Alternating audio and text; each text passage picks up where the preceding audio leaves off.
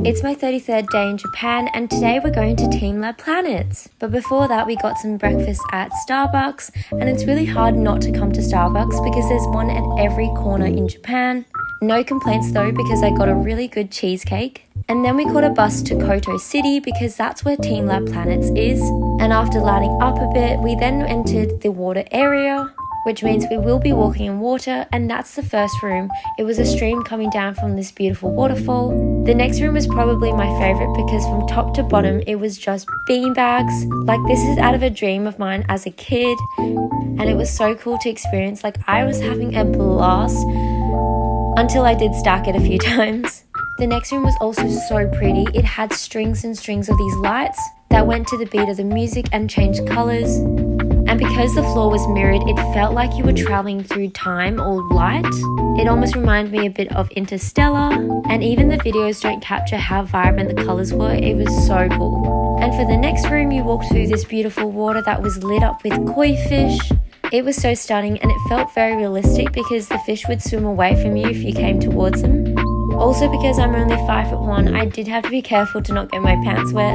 The next room was surprisingly fun. It was this room lit up with giant, colourful, blown up balls, and you could play with them, you could lift them and push them around. In the next room, imagine a giant dome observatory, and it almost looks like you're looking up into space, but all the stars are replaced with flowers. It was so magical, and everyone was lying down peacefully looking up into the ceiling. It was truly a memorable experience. And then we headed into the second part of the exhibit, and this is the garden area where there are like these metal pear-shaped sculptures. These were really nice to photograph. And then the next room was the famous floating flowers. I'm sure you've seen this all over Instagram. And that was TeamLab Planets. Then we caught a train to Daiba, and on the way we got to see a beautiful view of the harbour. And just out the station is the Fuji television building. And then we entered the Daiba City Tokyo Plaza, which is like a shopping centre. And we made a beeline for the food court. This was honestly more like an early dinner, but I got some really good Indian food. And if you head outside, you might see the famous Gundam statue, which is life-size, and then we got to see the rainbow steps just next to it. And then we walked to the Statue of Liberty, which almost felt like we had teleported to New York City.